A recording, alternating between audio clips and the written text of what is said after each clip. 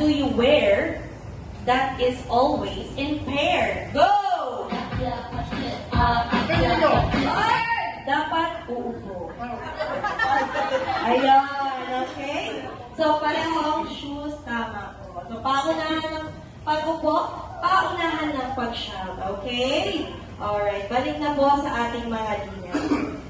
For your first real question, ako ma'am, hindi ko kayo sasaya ng budos. Tingin ko si ma'am yung mag-lead. Ikaw ma'am mamaya ha, turuan mo yung invoice na pagkatapos. Host muna, tapos sila naman. Okay, first question.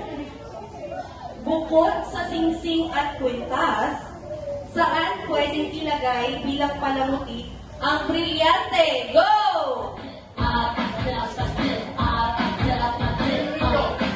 Team Linggo, Sir, bakit crown?